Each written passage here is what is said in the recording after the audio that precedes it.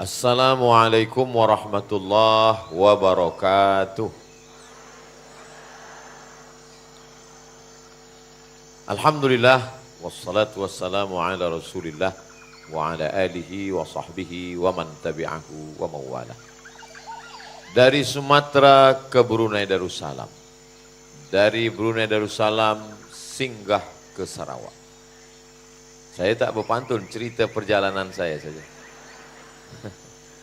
Saya datang dari Sumatera Utara, dari Pulau Sumatera hari Rabu sampai hari ini Sabtu, dari Bandar Seri Begawan menuju Miri, tadi dari Miri ke Kuching, nanti hari Isnin balik lagi ke Sumatera, Indonesia, hari Selasa ke Jakarta, hari Rabu pergi umroh. Mudah-mudahan kita semua panjang umur, sehat badan. Yang saya hormati, yang insya Allah dimuliakan Allah Subhanahu Wa Taala, yang amat sangat dihormati, disanjung tinggi, dimuliakan manusia, dimuliakan juga hendaknya oleh Allah Subhanahu Wa Taala. Wan Sri, Datuk Sri, Datuk-datuk, datin-datin, hadirin hadirat, muslimin muslimat, mukminin mukminat, solihin solihat, yang belum berbini dan belum bersunat. Semuanya dimuliakan Allah Subhanahu Wa Taala. Tajuk kita adalah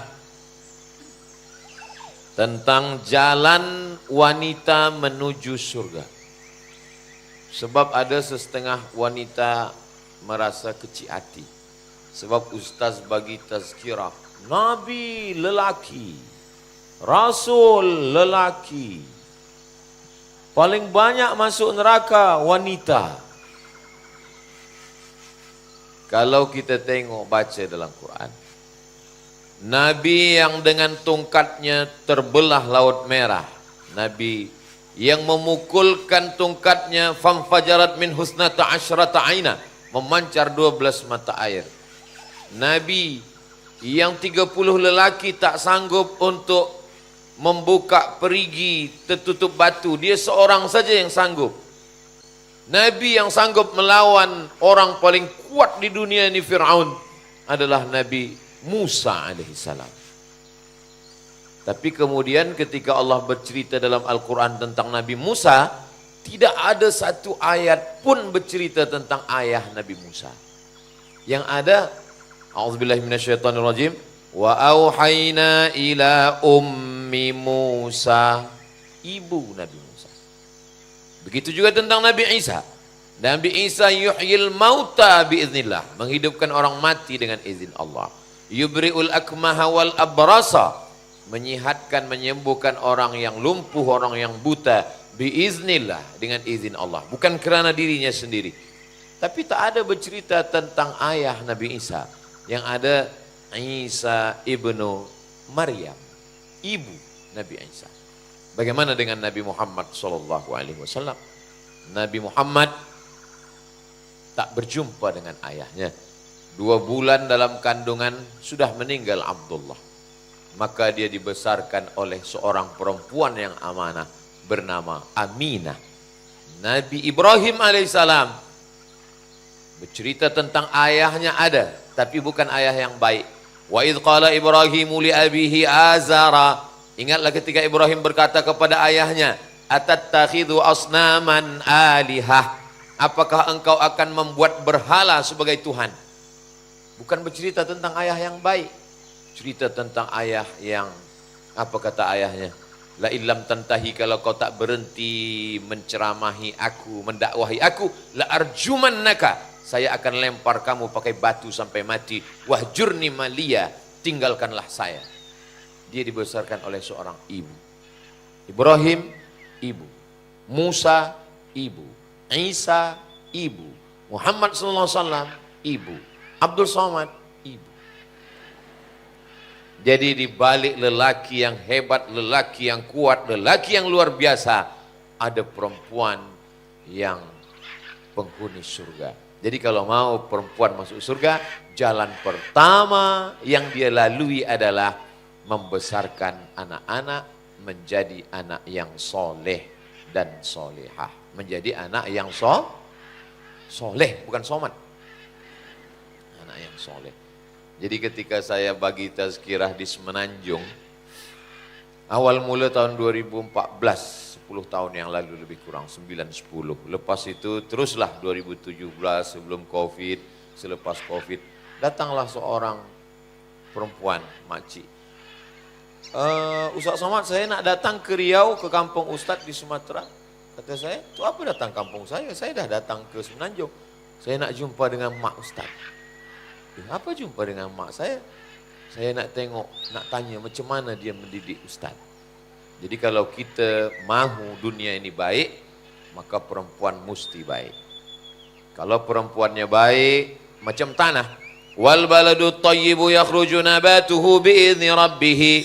Tanah yang baik akan menumbuhkan tanaman yang baik, bunga mawar cantik, ditengok indah, dicium harum semerbak.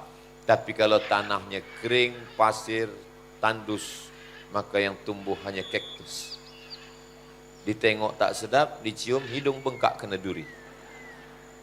Nah, jadi kalau perempuan yang baik, perempuan-perempuan yang di hadapan saya ini solihah.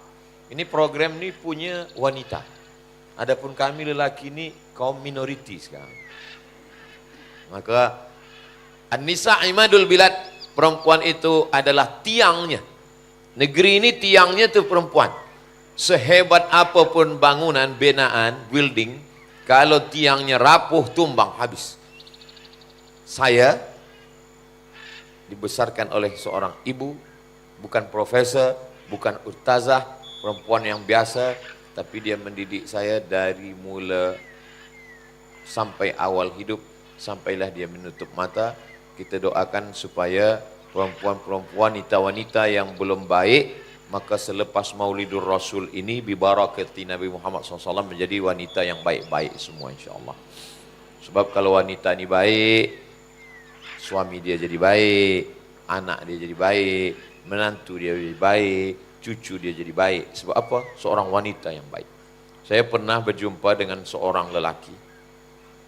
Kata dia, saya ni tak baik Ustaz, saya ni dulu minum khamar, saya ni dulu jahat. Betulnya dia tak mengaku pun, saya dah tahu tengok muka dia. Tapi lepas tu saya bertaubat Ustaz. Dalam hati saya, kenapalah dia ni bertaubat? Saya sebab ibu saya. Saya guna narkotik. Tapi kemudian ibu saya. Siapa pada polis saya tak takut. Ustaz bagi tazkirah. Ustaz Abdul Somad bagi tazkirah di masjid berapi-api. Jangan minum khamar, jangan guna narkotik. Dia tak datang. Macam mana dia nak dapat kebaikan dari tazkirah Ustaz? Jadi sebab apa dia baik? Rupanya emak dia pergi ke Makkah, tawaf, balik dari tawaf, sa'i, selesai umrah, balik ke rumah, dia bawa air zam-zam, dia panggil anak dia. Saya sudah doakan kamu di samping Ka'bah. 7 putaran. Jamaah umrah yang lain doanya subhanallah walhamdulillah wala ilaha illallah wallahu akbar. Kamu, saya tak ada doa lain. Sihatkan anak saya, sihatkan anak saya, sihatkan anak saya, sihatkan anak saya. Nah, ini kamu minum, kamu mandikan. Kalau kamu sihat, alhamdulillah. Kalau kamu tak sihat, masuk neraka jahanam. Alhamdulillah sehat Ustaz. Jadi selama seorang ibu baik, maka insya Allah anak-anaknya pun juga baik. Ada ikhtiar, ada usaha, lisan diguna bertanya. Engkau sedang di mana, dengan siapa, balik pukul berapa, mana kunci kereta, macam mana. Ada pula lelaki mengadu ke saya, Ustaz Somad, isteri saya bukan cuma anak saya yang dia buat begitu, saya pun dia buat juga begitu. Kalau ada lelaki yang punya istri, istrinya selalu bertanya, abang di mana, balik pukul berapa, duit macam mana, kunci kereta macam mana, maka bersabarlah. Insya Allah itulah yang menyelamatkan dari neraka, dari fitnah akhir zaman insya Allah. Perempuan macam mana? Siap buat macam itu? Nah, nampaknya dah siap. Sebab ada satu hadis berbunyi as-sukutu alamatur ridha. Diam tanda setuju. Kalau perempuan itu diam, itu tanda dia bersetuju. Sebab hadis itu adalah ketika seorang lelaki memukul tangan dalam sembahyang. Kata Nabi SAW, memukul tangan itu bagi perempuan. Kalau laki-laki, kalau imam tersalah, dia sebut subhanallah. Jadi beza lelaki dengan perempuan. Begitu juga dengan perempuan ketika dipinang. Bila ada seorang lelaki meminang, lalu kemudian ayah dia pun menyuruh dia membawa ti. Cubalah engkau bawa ti itu ke tempat tamu kita. Maka perempuan itu pun membawakan ti lah ke tempat tamu. Lelaki itu pun mulailah tengok-tengok. Kata dia kan. Kalau kita nak buat video pendek lah, ada soundtrack, ada lagu dia. Nah, lepas tu dia pun bertanyalah kepada anak perempuan dia, kau dah tengok lelaki pemuda belia yang datang tadi? Sudah ayah. Macam mana? Kau hendak bila aku nikahkan dengan dia? Perempuan tu diam. Nah, diam itu maknanya, kata Nabi, as-sukutu ala matur ridha. Nah, perempuan zaman dulu lah, dulu begitu. Kalau zaman sekarang bila ditanya, kau hendak dengan dia? Iya betul kok, iya sangat ke, kata dia. Perempuan ketika dia menjadi seorang ibu, maka 9 bulan 10 hari dalam perutnya, mohon maaf, 2 tahun diminumkan air susunya. Saya sekarang ini, bila saya berjalan di atas muka bumi ini, darah yang ada dalam badan saya, darah ibu saya, ayah ada, tapi sikit tak banyak. Karena 2 tahun itu, wa hamluhu wa fisaluhu fi amaini, itu menjadi darah daging. Lalu kemudian setiap gerak, setiap jalan, maka ketika lahir anak saya, semua tamu yang menengok, dia tengok, macam maknya ya, macam maknya. Tak ada satu pun yang berkata macam saya. Sampai akhirnya ada satu tamu datang maghrib. Saya dah nak tutup pintu nak. Kata tamu ni, Ustaz Somad, saya nak tengok anak Ustaz yang baru lahir. Kata saya, semua orang cakap budak tu mirip maknya. Kalau awak mau berjanji kata mirip saya bagi. Ayolah Ustaz, iya, kata dia. Nah, lepas tu dia tengok, lepas tu dia balik, saya tanya, macam siapa anak tadi? Macam Ustaz, kata dia. Kata saya, awaklah satu-satunya yang bercakap macam tu. Itu pun kena terpaksa. Jadi kalau puan besarkan anak ini dengan baik, itulah jalan pertama menuju surga Allah Subhanahu wa taala. Mak, bila datang seorang anak berkata kepada maknya, saya ni sekarang alhamdulillah saya sukses ikut exam nak pergi ke Kaherah. Oh, jangan kau pergi jauh-jauh, nanti kalau mak mati macam mana? Mak saya pun dulu begitu. Bila saya sukses ikut exam nak pergi ke Azhar University, dia tak bagi. Tapi kemudian datanglah abang dia, namanya Abdul Karim. Kata dia, harimau mati meninggalkan belang, gajah mati meninggalkan gading, manusia mati meninggalkan nama. Nanti kalau engkau lepas anak engkau ini, dia akan meninggalkan nama yang baik. Dan kalau engkau mati, maka akan mengalir pahalanya. Nah, dulu begitu. Dulu kalau orang tua menasihati begitu. Sekarang lain. Harimau mati meninggalkan belang, gajah mati meninggalkan gading, manusia mati meninggalkan hutang. Jadi sampai hari ini saya bagi tazkirah di Brunei Darussalam, saya bagi tazkirah tadi di Miri, saya bagi tazkirah sekarang di Kuching, di Sarawak. Pahalanya insya Allah mengalir ke makam kubur almarhumah mak saya, insya Allah. Saya buat rumah, di depan hadapan pintu rumah itu saya buat rumah emak. Semua tamu yang datang, rumah siapa nih? Rumah emak. Sebab saya dah janji dengan dia. Nanti mak, kalau rumah ini dah siap, mak duduk sini. Kau duduk mana? Aku cari rumah yang kecil-kecil, aku duduk sana. Kenapa engkau tak duduk sini? Kalau aku duduk sini dengan istri, dengan mak, nanti mak rasa menumpang di rumah aku. Terus, kalau mak duduk sini, kami datang sekali-sekali jadi tamu, mak tuan rumah, kami tamu datang. Oh, macam tu kata dia. Malang tak dapat ditolak, untung tak dapat diraih. Meninggal dunia dia. Tapi saya masih tetap ingat pesan itu. Semua tamu-tamu yang datang, nak bergambar di depan itu. Kami nak bergambarlah di depan rumah mak ni. Maka mengalirlah pahalanya insya Allah. Jadi kalau puan, wanita, mau masuk ke dalam surga, sebelum masuk ke surga pahalanya sudah mengalir Kata Nabi SAW, "Idza matal insan," kalau manusia mati, inqata'a amaluhu, putus semuanya. Ada emas, ada kereta, ada duit, ada rumah, semuanya akan tinggal, tak ada dibawa mati. Lama hidup banyak dirasa, jauh berjalan banyak ditengok, lain padang, lain belalang, lain lubuk, lain ikannya. Belum pernah saya menengok orang Islam mati bawa kereta. Semua tinggal. Baju 3 lemari, 2 kamar, 2 bilik, semuanya tinggal. Kain yang dibawa adalah kain yang tak pernah dibeli dan tak pernah disimpan. Kain kafan. Itulah yang akan kekal menghadapi kita. Tapi bila kita didik anak ini dengan baik, jaga tengah malam, dia pun sembayang. Dia tengok tempat mak dia dulu bentangkan sajadah. Inilah tempat mak saya dulu sajadah. Dia pun ambil air sembayang, dia pun sembayang di situ. Rabbil firli wali walidayya warhamhuma kama rabbayani shaghira. Itulah jalan puan untuk menuju surga Allah Subhanahu wa taala. Ada seorang yang tidak jumpa dengan Nabi. Kata Nabi Muhammad sallallahu alaihi wasallam, nanti kalau lelaki itu datang kemari, maka engkau minta doa kepada dia. Doanya mustajab, doanya makbul. Sahabat semua heran. Kami yang hidup dengan engkau, kami yang berperang bersama engkau, kami yang bersahabat dengan engkau. Kenapa doa dia pula yang makbul? Rupanya dia memanglah tak datang kepada Nabi. Sebab bila dia tinggalkan mak ni, maka dia tak ada boleh yang merawat menjaga dia. Sampai akhirnya Nabi meninggal, dia tetap tak berjumpa dengan Nabi. Tapi manakala dia datang ke kota Makkah, kota Madinah, semua sahabat Nabi berkumpul ingin doa dia. Lelaki itu bernama Uwais Al-Qarni. Maka banyak perempuan bagi nama anak. Siapa nama anak awak? Uwais. Awak panggil dia siapa? Uwais. Ananda Uwais. Sebenarnya ingin dia doa supaya anak itu berbakti kepada orang tua. Maka selama mengandung, ketika dalam mengandung mohon maaf, dia banyak bersolawat.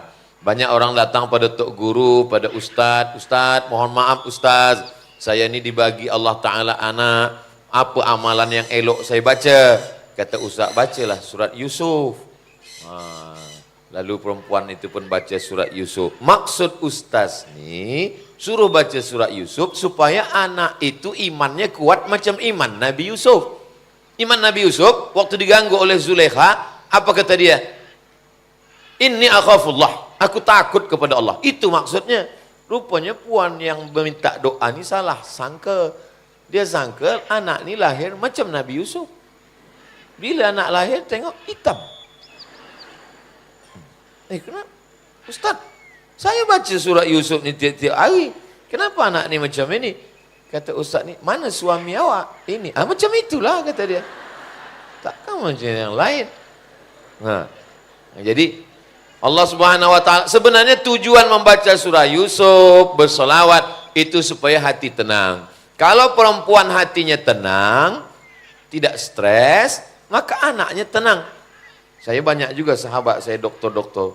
Apa kata doktor? "Ustaz, kalau perempuan itu saat mengandung anak stres, anaknya saat perempuan itu mengandung stres, maka mohon maaf, anak itu boleh cacat, boleh bodoh, boleh na'udzubillah, na'udzubillah." Makanya tenangkan. Tuan-tuan, lelaki, walaupun sekarang ni mereka tak datang, tak hadir di sini, tapi mereka tetap menonton melalui channel Ustaz Abdul Somad Official. Subscribe, like, share, and comment.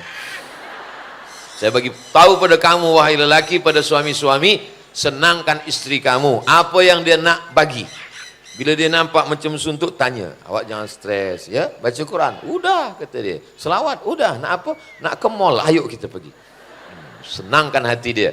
Sebab kalau hati dia senang, maka anak itu akan sihat, anak itu akan smart, anak itu akan baik. Maka disuruhlah banyak baca Quran, berzikir, bersalawat. Subhanallah walhamdulillah wa la ilaha illallah wallahu akbar. Astaghfirullahal azim. Allahumma salli ala sayyidina Muhammad wa ala ali sayyidina Muhammad. Saya kalau selawat macam itu tak lembut lah Ustaz Somad. Itu selawat macam suara lelaki. Sallallahu ala Muhammad. Tapi saya selawat lembut macam tu, suara saya pula tak elok. Kalau itu tak usah berbunyi lah. Yang penting berselawat. Jadi perempuan yang baik, Selepas anak itu lahir, selama 9 bulan 10 hari, jangan lupa bawa sembahyang, tegak, rukuk, sujud. Kalau dokter yang mengaji, dia suruh banyak sembahyang tahajud, banyak salat duha supaya bergerak. Tapi kalau tak mengaji, dia suruh berjalan, keliling berjalan. Tapi sebenarnya ingin supaya badan itu bergerak. Lalu kemudian selepas itu pikirannya sehat dengan salawat, dengan zikir, dengan baca Quran. Lalu kemudian selepas itu sampailah masa melahirkan, nyawa menjadi taruhannya. Di saat itu dia hanya berserah kepada Allah. La haula wala quwwata illa billah. Manakala emak saya mengandungkan saya, dia bercerita ke saya. Waktu aku mengandung engkau dulu, kata dokter, ini janin ini sudah mati di dalam. Mesti operation. Sebab kalau tidak, janin mati busuk dalam. Mesti belah nih perut. Lalu mak saya pergi kepada tok guru, namanya Syekh Muhammad Ali. Kata Syekh Muhammad Ali, cuba baca 3 ayat nih. Surat Ali Imran 35, 36, 37. Dibacalah. إذ قالت امرأة عمران ربي إني نذرت لك ما في بطني محررا فتقبل مني إنك أنت السميع العليم فلما وضعتها قالت ربي إني وضعتها أنثى والله أعلم بما وضعت وليس الذكر كالأنثى وإني سميتها مريم وإني أعيذها بك وذريتها من الشيطان الرجيم فتقبلها ربها بقبول حسن وأنبتها نباتا حسنا فكفلها زكريا كلما دخل عليها زكريا المحراب وجعل عندها رزقا قال يا مريم أن لك هذا قالت هو من عند الله إن الله يرزق من يشاء بغير حساب. Setelah itu tarik napas panjang, masuk ke dalam, seakan-akan masuklah ke dalam anak itu yang ada di dalam. Tarik, dibaca, lepas subuh, lepas maghrib, nak tidur malam. Sampailah akhirnya saya sehat, lahir, sekolah, besar. Emak saya tak tahu apa makna ayat itu, dia tak tahu sebab dia tak sekolah agama. Selepas saya belajar, dia tanya, aku dulu waktu mengandungkan engkau disuruh tok guru Syekh Muhammad Ali baca ini, apa arti ayat ini? Oh, ayat ini bercerita tentang perempuan. Nama perempuan itu Hannah. Hannah ini tak ada anak, dia bernazar, nanti kalau aku punya anak ya Allah, nanti aku akan jadikan dia sebagai pelayan Baitul Maqdis. Dia tak ada kerja apa-apa, dia hanya sebagai pelayan Baitul Maqdis. Nama lelaki itu Imran. Imran punya istri namanya Hannah. Lama tak ada anak, maka dia bernazar, kalau ada anak nanti, maka jadi pelayan Baitul Maqdis. Selepas mengandung, mohon maaf, melahirkan anak, rupanya anak yang lahir perempuan. Sedangkan syarat menjadi pelayan Baitul Maqdis mesti anak lelaki. Yang dikandungnya anak perempuan. Tapi karena sudah nazar, dia tetap menjadi pelayan Baitul Maqdis. Nama anak perempuan itu Maryam. Nama lelaki itu Imran, punya istri Hannah, punya anak Maryam, Maryam punya anak Isa. Lalu kemudian meninggal Imran. Belum-belumbalah semua orang ingin menjadi penjaga Maryam. Siapalah di antaranya? Maka yang menang untuk menjaga Maryam adalah Zakaria. Zakaria punya istri namanya Isya, saudara kandung dengan Hannah, maka lahirlah anak lelaki namanya Yahya. Keluarga ini disebut dengan keluarga Imran. Surah Al-Fatihah, Al-Baqarah, Ali Imran, surah Ali Imran. Jadi perempuan kalau disuruh baca zikir ayat untuk menenangkan anak, selepas itu lahir ke atas dunia. Anak yang lahir ke atas dunia ini risau. Sebab tempat yang paling tenang, paling sejuk, paling aman adalah maaf-maaf rahim. Rahim diambil dari Asmaul Husna. Sehebat-hebat lelaki, walaupun dia ulama, walaupun dia penguasa, walaupun dia orang kaya, dari ujung rambut ke ujung kaki tak ada satu di badannya itu yang diambil dari Asmaul Husna. Tapi perempuan ada dari Asmaul Husna. Apa kata Allah? Anar Rahman, saya ni Rahman. Syaqaqtur rahim min ismi. Rahim diambil dari Asmaul Husna, yaitu dari Rahman Rahim. Sebagaimana senangnya janin yang ada dalam rahim, begitulah dia dalam rahmat kasih sayang Allah Subhanahu wa ta'ala. Lalu kemudian lahirlah dia selepas 9 bulan 10 hari. Belum pernah kita dengar berita Seorang perempuan yang ada di Afrika Utara, anaknya melompat karena kepanasan. Walaupun Afrika Utara itu panas, cuaca cuma 2 saja, panas dan panas sekali. Belum ada orang yang ada di kutub yang di sujud tempat ais itu ada janin yang membeku, mohon maaf, tak ada. Sebab apa? Sebab rahim Allah menciptakan. Bila musim sejuk dia hangat, bila musim panas dia sejuk. Tapi bila lahir janin tadi, baby tadi ke atas dunia, dia menggigil sejuk. Maka untuk menghangatkan badannya, dibagilah dia air gula. Gula tak boleh kita bagi ke baby, maka dibagilah air kurma, tahnik. Itulah maka dikunyahkan Nabi kurma. Selepas dikunyahkan Nabi kurma, dibagikan kepada mulut baby yang pertama kali lahir di kota Al-Madinah Al-Munawwarah, namanya Abdullah ibnu Zubair ibnu Al-Awwam, dibawa oleh ibunya Asma. Nabi berikan itu. Tadi pun sebelum ke Dimiri tadi, ada seorang bawa baby. Ustaz, bagikan ini. Saya bagi. Baby kecil. Tapi pernah juga masa di Riau, datang, Ustaz tolong tahnik, nama bagi kurma ke anak itu tahnik. Ustaz tolong tahnik anak saya. Ya, saya kunyahkan kurma, tengok anak dah besar pula. Apa ni? Tahnik tu budak kecil, baby, untuk menghangatkan badan dia. Takkan mungkin, tak pula mungkin baby baru lahir kita bagi air halia. Kita bagi kurma. Rupanya ini sudah di research, penelitian di University Ain Sham Asy-Syarqiyah, Mesir, Kahirah. Rupanya baby yang baru lahir ini dia perlu gula untuk menghangatkan badan. Kita pun kalau ingin musim sejuk, badan kita nak hangat, kita minum gula. Sebab kalau gula rendah, kita menggigil. Itu maka bulan puasa banyak orang menggigil. Puan kalau nampak laki menggigil, bagi gula. Maka baby, dia mesti bagi gula. Dan kemudian untuk menenangkan si anak, bagaimana supaya anak ini tenang? Maka dilekapkan di dekat ibunya, dia pun menyusu kepada ibunya. Ada seorang perempuan, mohon maaf, dia berzina. Dia datang mengaku kepada Nabi SAW. Lakukanlah hukum kepada saya supaya saya di akhirat tak ada hukum lagi. Kata Nabi, lahirkan dulu anakmu. Selepas anakmu lahir, baru kita tegakkan hukum Allah. Selepas anaknya lahir, dia datang lagi. Lakukan hukum kepada saya. Makna lakukan hukum tu, rendam sekerat badannya ke dalam tanah, tanam kubur, lepas tu lempar batu sampai mati.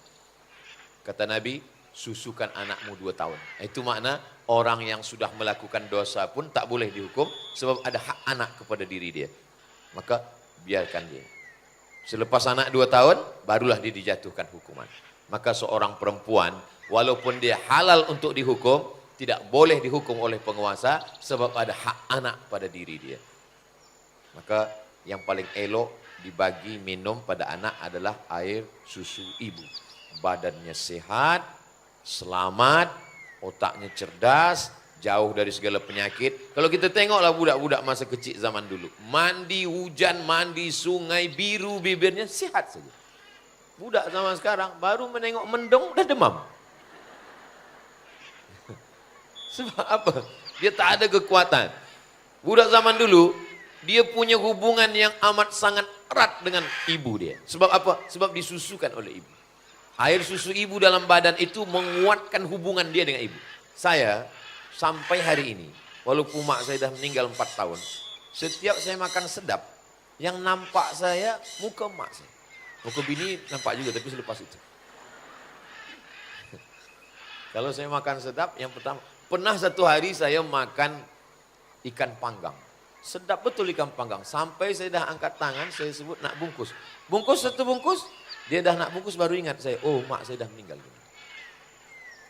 Kalau anak kita susukan, hubungan dia dengan ibu amat sangat kuat. Jadi kalau ada perempuan mengadu, Ustaz Somad, kenapa anak saya itu tak dekat dengan saya, dia tak mau bercerita, dia lebih dekat dengan pacarnya, dengan couple-nya, dengan boyfriend dia. Dulu awak susukan pada kambing kan? Yang lalu apa boleh buat? Kita tak boleh ulang balik. Tapi anak kita, cucu kita mesti balikkan lagi pada syariat Islam supaya dia diberikan Allah kekuatan. Hubungan ibu dengan anak inilah menjadi salah satu jalan menuju surga Allah Subhanahu wa taala.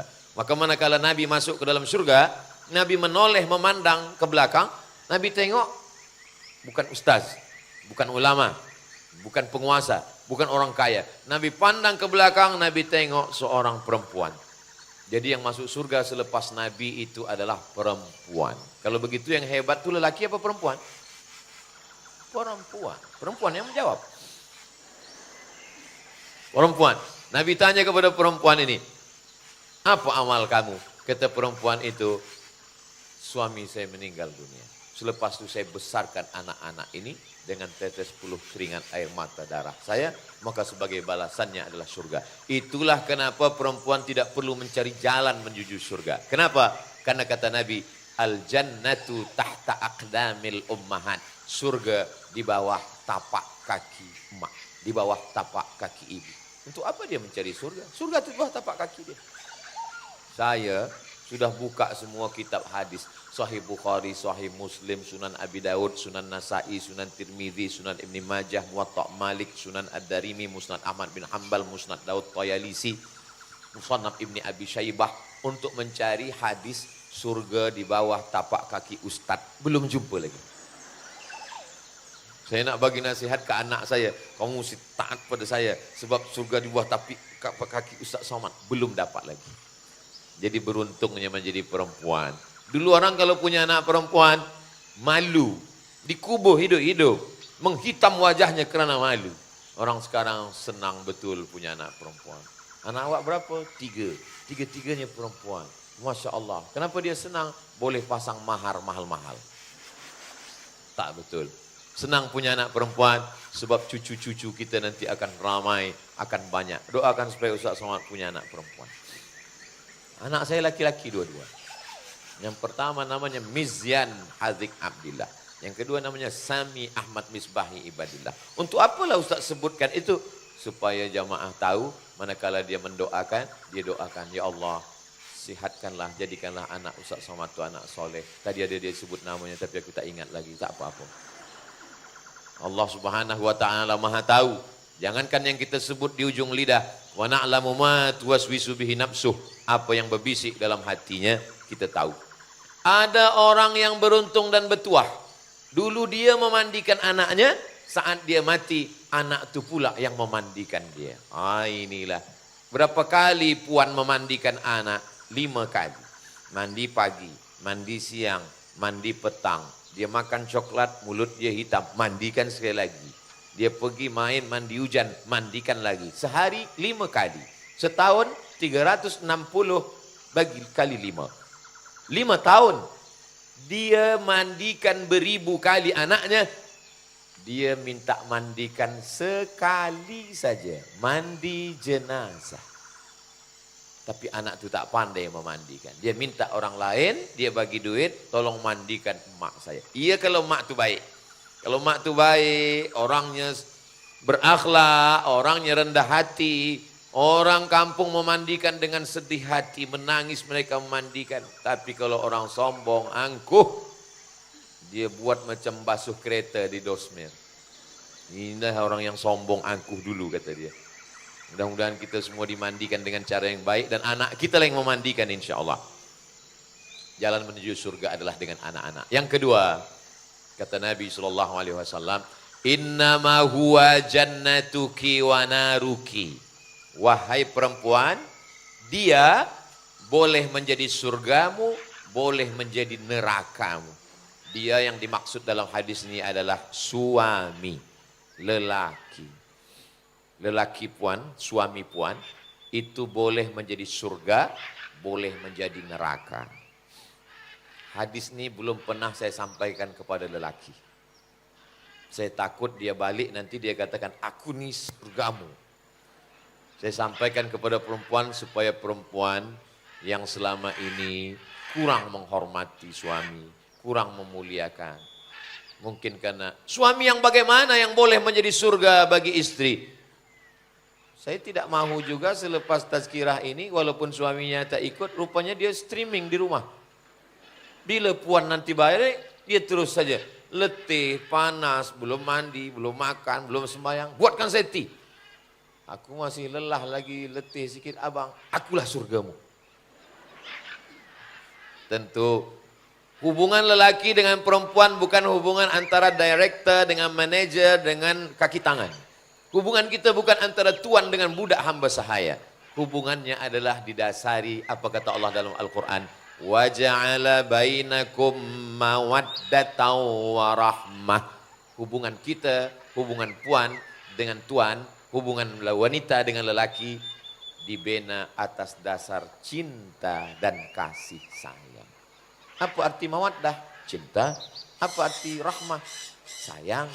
Apa beza cinta dengan sayang? Cinta itu cinta, sayang itu sayang. Mawaddah physically. Lebih cantik, lebih putih, lebih mancung, lebih tinggi. Kalau rahmah, hati. Tak ditengok cantiknya, tak ditengok. Kadang kita pergi tempat orang nikah, nampaklah tetamu macam-macam. Perempuan macam bidadari turun dari surga, lelaki tak usahlah sebutkan. Membuat orang suuzon. Tapi kalau orang tahu, kenapa? Sebab mereka adalah dengan cinta. Orang kalau sudah cinta, semua dia bagi. Apa kata perempuan yang cinta kepada suaminya? Jangankan harta, jangankan kereta, jangankan rumah, jangankan emas, cincin, gelang, subang, ini semua. Nyawa aku berikan pada engkau, bang. Tapi kalau engkau macam-macam, maka ketika perempuan, kata Nabi SAW, nikahilah perempuan yang baik. Macam mana perempuan yang baik itu ya Rasulullah? Idza nazarta ilaiha sarratka. Kalau engkau tengok dia senang hatimu. Cantik belum tentu menyenangkan. Kaya belum tentu menyenangkan. Tapi senang hati. Saya alhamdulillah Ustaz Somad, asal saya tengok dia senang hati saya. Siapa? Bini kawan saya. Na'udzubillah, apa ni? Mana boleh? Lalu kemudian yang kedua, idza amartaha ata'atka. Kalau engkau suruh dia melakukan sesuatu, dia patuh dan taat. Engkau kenapa tak bertudung? Kenapa tak tutup rambut? Oh iya ya bang. Dia patuh dan taat. Sekarang banyak perempuan bila lelaki suruh, engkau kenapa tak bertudung? Baru mengaji 2 hari itu pun streaming nak suruh pula. Ngaji pun online, bukan pernah jumpa Ustaz Somad. Padahal dia niat dia baik. Ustaz Somad, saya ini tak sembayang. Laki saya Ustaz Somad tak sembayang. Kenapa laki awak tak sembayang? Kenapa awak nikah dengan dia tak sembayang? Saya pun tak sembayang juga. Tapi setelah tua ni saya sedar, nanti saya akan mati, saya akan menghadap Allah. Apa bekal saya menghadap Allah? Sekarang suami saya, maka laki pun menjadi sembayang selepas istri mengajak kepada sembayang. Jadi kalau patuh kepada suami yang baik, yang soleh, maka insya Allah kata Nabi SAW, innama huwa jannatuki. Itu suami awak? Ya. Macam mana cerita awak nikah dengan dia dulu? Itulah miss call. Lepas itu saya angkat, itulah nikah. Tak sengaja, banyak sebenarnya yang suka nama saya dulu. Ini jawaban yang salah. Jawaban yang betul bila ditanya orang, itu suami awak? Iya. Macam mana dapat macam dia? Sebelum Allah menciptakan langit dan bumi, Allah sudah menuliskan nama kami di Sidratul Muntaha. Allah sudah menuliskan kami di Lauhil Mahfuz. Supaya orang pun terkejut. Oh macam itu, kata dia. Allah Subhanahu wa ta'ala tidak pernah tersalah, tersilap. Itu keyakinan kita sebagai ahlu sunnah wal jamaah. Kenapa itu yang dapat? Begitu banyaknya dulu. Tak usahlah kita sebut. Kenapa Allah bagi yang sekarang suami puan itu yang mendampingi sekarang? Karena menurut ilmu Allah, itulah yang akan membimbing ke dalam surga Jannatul Firdaus.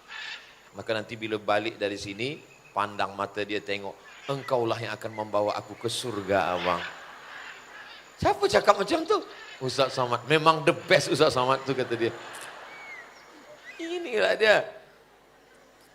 Orang akan menghormati suami kita. Saya boleh bagi tazkirah ini dengan tenang.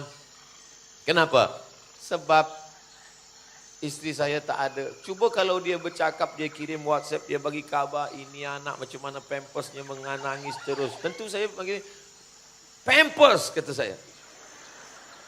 Sama, so pikiran saya kacau. Itulah pentingnya. Maka Sebelum nanti kalau datang lelaki meminang anak puan, puan punya anak perempuan, wanita, datang orang meminang anak, maka pilihkanlah dia yang boleh menjadi imam. Saya nak pinang anak puan, harta saya banyak, itu semua kebun-kebun kelapa sawit yang hijau itu puan tahu punya siapa? Tak tahu, saya pun tak tahu entah punya siapa. Tapi saya nak pinang anak puan, maka tanya kepada dia, bolehkah engkau menjadi imam? Saya bagi tazkirah di satu kota, pagi itu saya sarapan pagi, breakfast di hotel tu. Tak lama tu datang orang. Dia tanya, Ustaz Somad dia, kata dia. Saya nak cakap mirip, saya takut pula dosa. Ustaz Somad? Iya, kata saya. Lepas tu dia datang bawa seorang anak gadis. Ustaz Somad, saya ni pengetua di salah satu office. Ini kaki tangan saya. Dia ni nak cari imam, kata dia. Kata saya ni khatib. Dia nak cari imam. Carilah yang boleh menjadi imam bagi anak-anak kita. Sebab setelah itu penyesalan tak lagi bermakna. Sak terhitung 2-3 kali orang datang nak jumpa. Ustaz Somad boleh kita jumpa? Boleh. Di mana kita jumpa? Di masjid. Saya bawa anak saya. Dia bawa anak. Menangis air mata. Mata bengkak merah. Kenapa menangis? Laki kena pakai narkotik sekarang malu macam mana. Seorang bapa tegap, sihat, perkasa. Ustaz Somad, anak saya dah sebulan tak keluar dari bilik menangis terus. Kenapa tuan? Sebab dia menikah. Lepas itu, lepas menikah, mohon maaf, beribu maaf. Lepas menikah itulah baru tahu. Kenapa? Dan dia sekarang sudah lari, Ustaz. Kenapa dia lari? Rupanya belum bersunat. Ada hutan. Dia boleh palsukan itu surat. Buat lepas ini akadkan, rupanya terjadilah apa yang terjadi. Kenapa tak tengok betul-betul? Kenapa tak buat? Maka saya pesankan kepada tuan, kepada puan semua yang nak mencari menantu, buat tes. Buat. Berapa semua? Nah, nanti saya dalam setahun sekali datang ke Kuching, sekali datang ke Sabah, 2 kali ke Semenanjung, buatkan nanti. Ustaz Abdul Somad termasuk penguji daripada luar negara. Saya bila datang, kamu nak menikah dengan anak puan ni? Iya. Boleh kamu jadi imam? Boleh Ustaz Somad. Siapa nama kamu? Nama saya Kausar. Baca surat Al-Kausar. Inna a'tainakal kausar. Cocok. Nama awak siapa? Nama saya Imran. Baca surat Ali Imran. Panjang tu Ustaz. Sesuai nama lah. Saya memang Imran, tapi di kampung saya dipanggil Kulhu. Bacalah Kulhu. Yang kita tengok bacaan Quran dia. Macam mana dia baca Quran. Boleh tak dia jadi imam. Tapi ada seorang perempuan yang smart. Ada wanita, ada puan. Dia datang. Ustaz Somad, anak saya ini doktor. Saya ingin menantu. Anak saya ini dah saya besarkan, doktor, banyak belanja, duit dah banyak habis. Saya ingin menantu saya boleh jadi imam. Saya buat tes Ustaz. Macam mana caranya? Masa tu saya suruh anak saya telefon, ajak dia jumpa pukul 12 siang. Hari Jumaat. Kalau dia mahu datang, cancel, tak jadi. Tapi kalau dia tak datang, saya akan terima dia. Anak dia pun telefon. Abang, boleh kita jumpa esok? Pukul berapa? Pukul 12. Mohon maaf, saya sembahyang Jumaat. Itulah yang menantu saya sekarang, Ustaz. Tapi yang ini tak boleh kita buat lagi. Sebab orang dah tahu semua dah. Nanti kita buat soalan baru. 4 mata kita buat.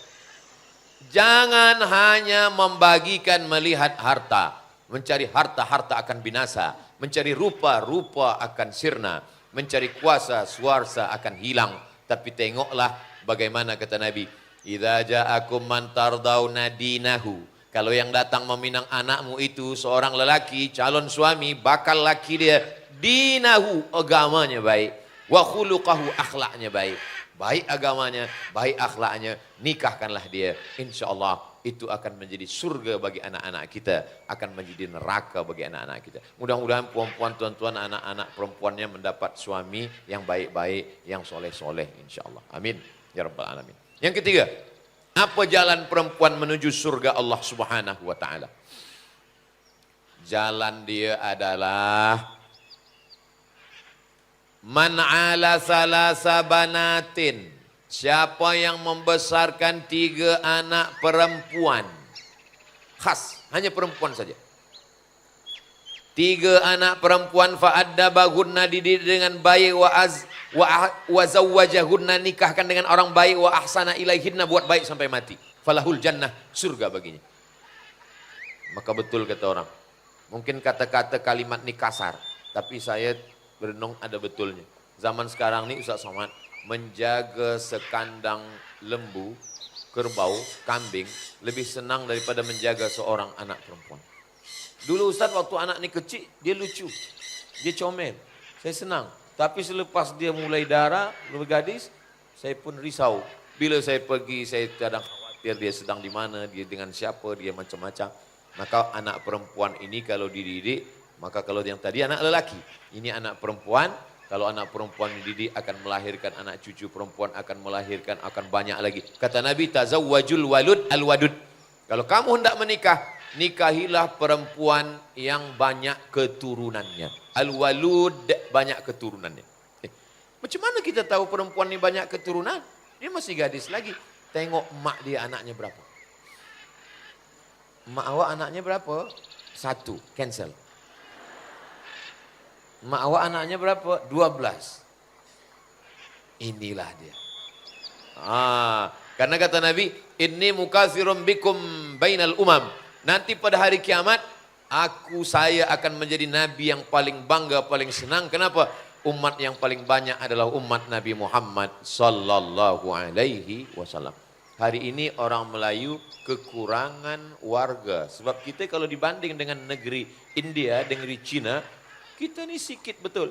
Berkumpul semua Melayu yang ada dari mulai Sumatera, Semenanjung, Sabah Sarawak, masuk ke Kalimantan. Kerajaan Indonesia itu sebagiannya Melayu. Ada Jawa, ada Batak, ada Banjar, ada Bugis. Itu hanya sedikit saja kalau dibandingkan dengan warga dunia hari ini. Nah, jadi anak yang banyak ini dididik dengan baik, maka insya Allah itu menjadi pintu surga, mendapatkan jalan surga Allah subhanahu wa ta'ala. Yang keempat, apa jalan? Oh masih lama lagi. Kita semua 60 menit, masih ada 15 menit lagi. Tadi pukul 11.30, pukul 12.30. Yang keempat, bagaimana perempuan ini menuju surga Allah subhanahu wa ta'ala? Maka jalan dia menuju surga adalah ketika sahabat bertanya kepada Nabi SAW, Ayyul a'mal khairun, apa amal yang paling baik? Kata Nabi, antufariqad dunya, engkau mati meninggalkan dunia, walisanuka ratbun bidzikrillah, lidahnya basah berzikir mengingat Allah. Perempuan disuruh banyak berzikir. Kata Nabi, pesankan kepada perempuan banyak berzikir. Sebab apa? Sebab kalau tidak banyak berzikir, mulut itu akan ghibah, akan namimah, menceritakan aib orang. Zaman dulu orang kalau dia di rumah, tutup pintu, tutup tingkap, tutup semuanya, insya Allah dia diam. Tapi hari ini, tutup tingkap, tutup pintu, masuk bilik sendirian, tetap juga akan bercakap. Mulut mungkin diam, tapi tangan, komen. Tengok FB komen, tengok Instagram komen, tengok di komen, cerita sana. Mulut mungkin diam, tapi tangan sudah masuk grup WhatsApp, grup ini. Habis waktu semuanya. Maka perempuan yang sibuk dengan zikirnya, tak sempat dia untuk membicarakan anak, orang, suami, orang, kampung, orang, negeri, orang sibuk dengan zikir. Zikir dia satu hari istighfarnya 100, solawatnya 100, la ilaha illallah 100. Zikir pokok. Sebelum terbit matahari 100. Jaga malam, selepas jaga mandi bersih, sembayang sunat wudhu. Lepas sembahyang sunat wudhu, sembahyang sunat taubat. Lepas sembahyang sunat taubat, sembahyang sunat tahajud. Lepas sembahyang sunat tahajud, sembahyang sunat hajat. Lepas hajat, sembahyang sunat witir. Lepas witir, barulah 100. 100 istighfar, 100 salawat, 100 la ilaha illallah. Selepas itu sembahyang subuh. Selepas itu terdengarlah pintu. Tuk, tuk. Buka pintu, Ustaz Somad, kita siap menuju Miri. Jaga pukul 4, mandi, supaya sihat, supaya fresh. Lepas itu sembahyang sunat wudhu, sembahyang sunat taubat, sembahyang sunat tahajud, sembahyang sunat hajat. sembahyang sunat witir, lepas itu istighfar 100. Pelan-pelan. Jangan kerana nak kejar 100 banyak. Astaghfirullahaladzim, astaghfirullahaladzim, astaghfirullahaladzim. Ini kadang banyak orang tak sebab nak kejar 100 cepat.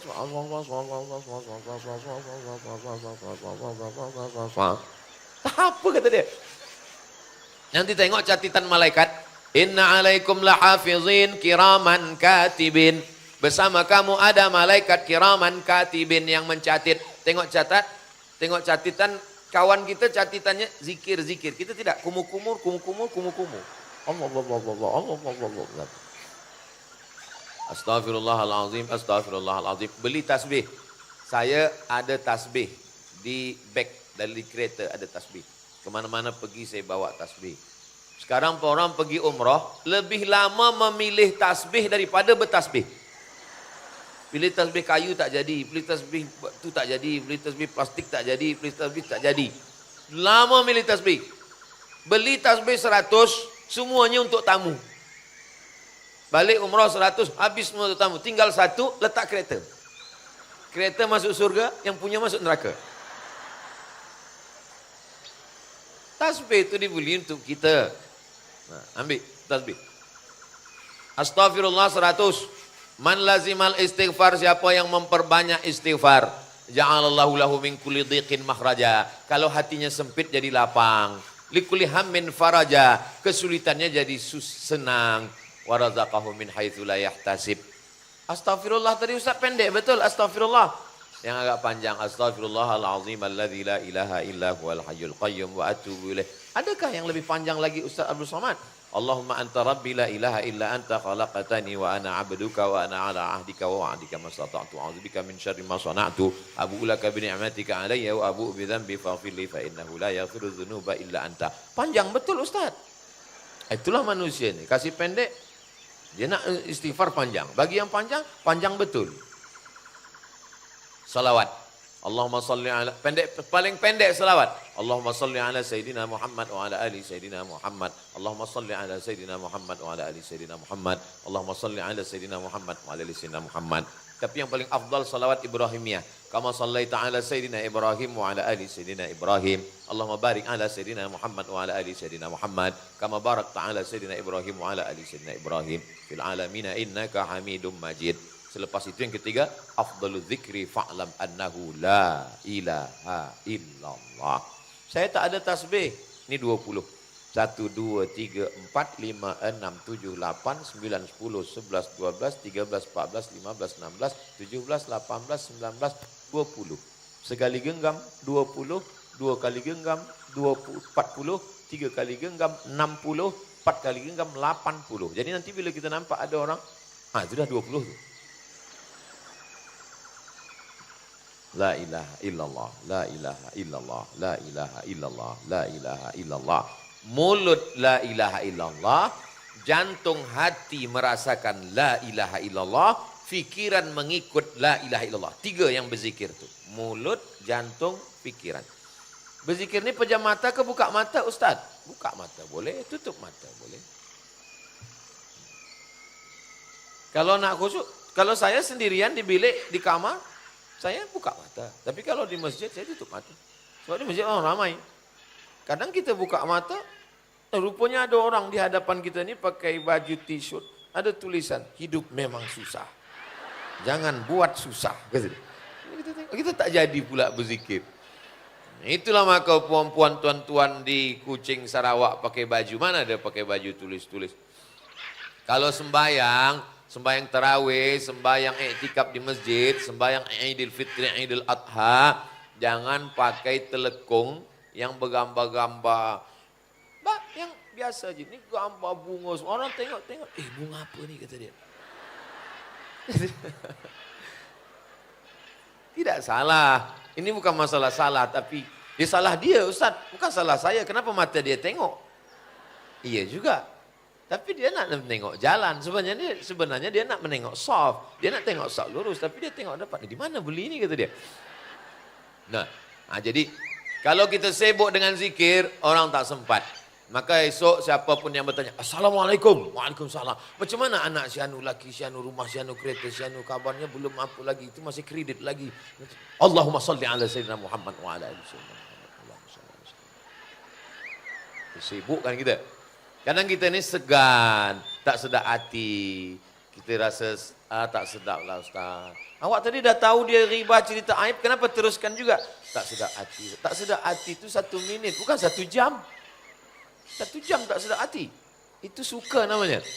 Ini, maka kalau kita sibukkan dengan zikir ini, maka insya Allah itu menuju jalan kita kepada surga Allah SWT. Yang last sekali, yang kelima adalah orang-orang yang mati menghadap Allah. Ketika mereka ditanya Allah, wahai orang-orang yang sudah mati, apalah amalnya kamu mau lakukan kalau kamu hidup lagi? Mereka menjawab, laula akhartani ila ajalin qarib. Bagilah aku hidup sekejap saja ya Allah. Kalau aku hidupkan, kamu nak apa? Fa'as-saddaqah, kami mahu bersedekah. Makanya selepas salat Idul Fitri, Nabi pergi ke tempat perempuan, sahabat disuruh membawa kain panjang. Tasaddaqna, wahai perempuan, bersedekahlah kamu. Kenapa? Sedekah itu menyelamatkan kamu dan menghantarkan kamu masuk ke dalam surga. Man bana masjidan, siapa yang membina masjid, banallah mithlahu baitan fil jannah, dibenakan untuknya satu tempat di dalam surga.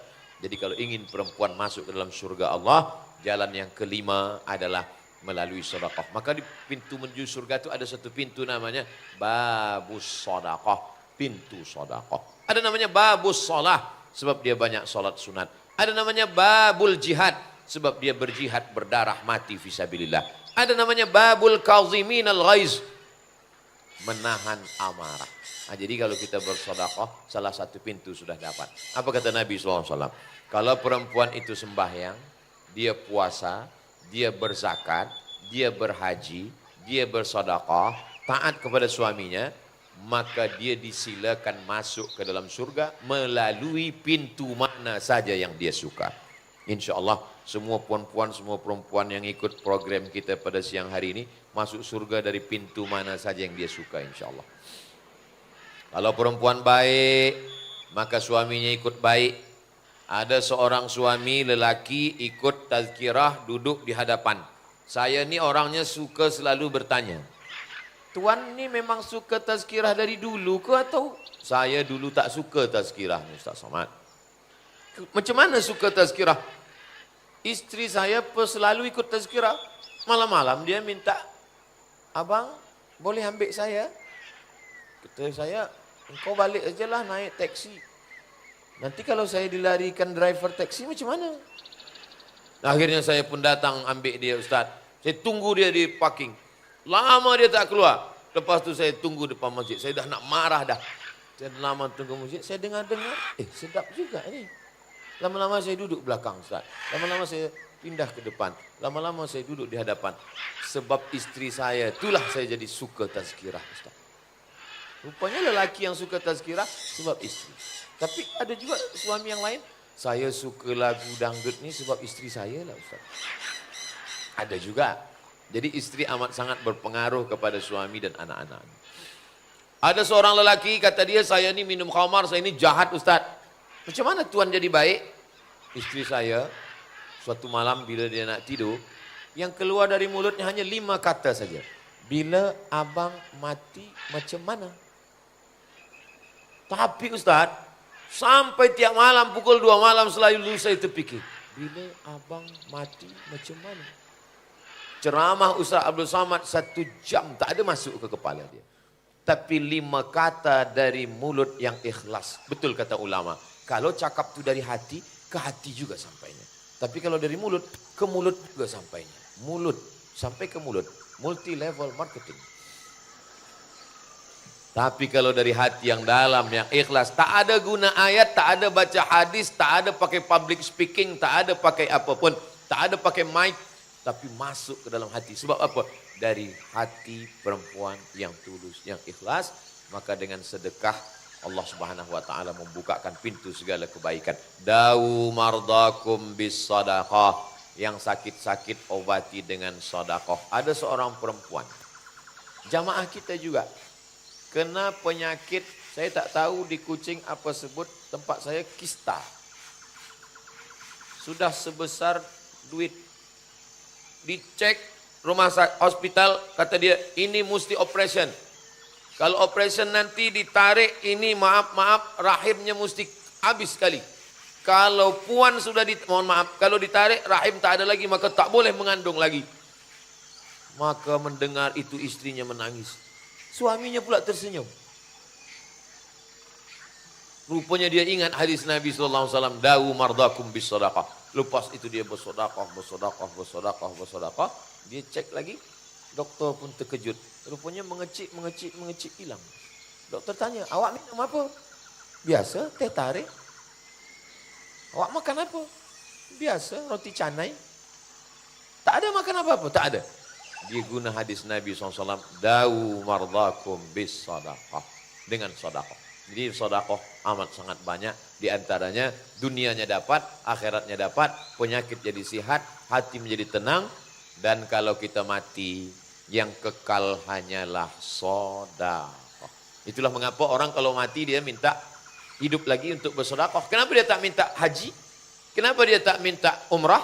Sebab pahala itu nanti balasannya di surga. Tapi kalau orang bersedekah, belum hari kiamat, belum masuk surga, di liang lahat pun sudah dapat pahala sedekah. Dulu mak saya mengaji. Masa mengaji itu dia ada ustad dia dah tua. Bila dia balik, dia cerita ke saya.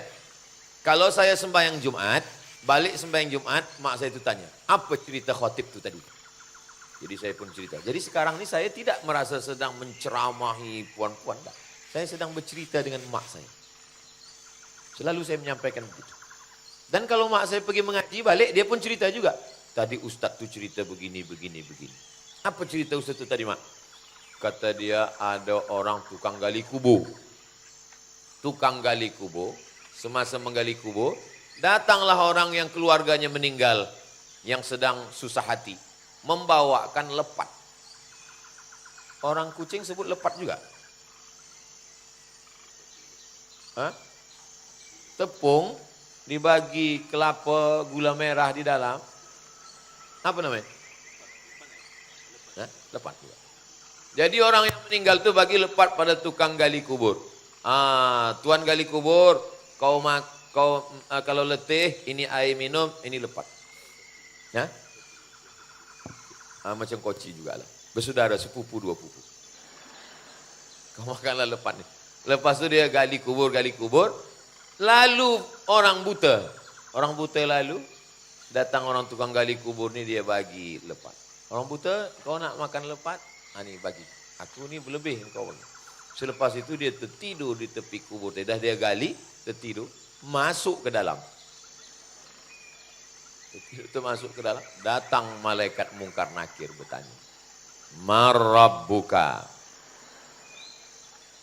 Dia terlupa, tak pandai menjawab, dipukul malaikat. Kemana tungkat pukulan tadi? Ke tangan tungkat tadi, ke situ lepat tu datang mengampu dia. Kemana? Cerita ini entah betul atau tidak, wallahu a'lam bishawab. Tapi yang dapat saya ambil pelajaran bahwa sedekah melindungi kita dari mulai liang lahat sampai ke surga, sampai menghadap Allah, sampai berjumpa dengan Rasulullah SAW. Itulah mengapa orang kalau dia mati, dia ditanya Allah, kamu mau hidup? Mau. Kamu nak ingin apa lagi? Dia jawab, fa'as-sadaqah, kami ingin bersedekah. Itulah maka dalam hadis sahih Muslim, idza matal insan, kalau manusia mati, semuanya putus. Yang tetap mengalir sedekatun jariyah, sedekah jariyah. Sesuai dengan kemampuan kita. Kalau kita seekor gajah, bawalah sebatang kayu. Kalau kita seekor semut, bawalah sebutir gula. Kalau gajah bawa gula, elok jadi semut. Itulah yang boleh saya sampaikan. Mudah-mudahan yang menyampaikan, yang mendengar, semuanya boleh mengamalkannya insya Allah. Terima kasih, mohon maaf. Banyak kata saya tak berkenan di hati, menyinggung perasaan. Dari pukul 11.30 hingga sampai 12.30, saya kembalikan ke moderator kita, Jangan kemana-mana, kita teruskan selepas yang satu ini.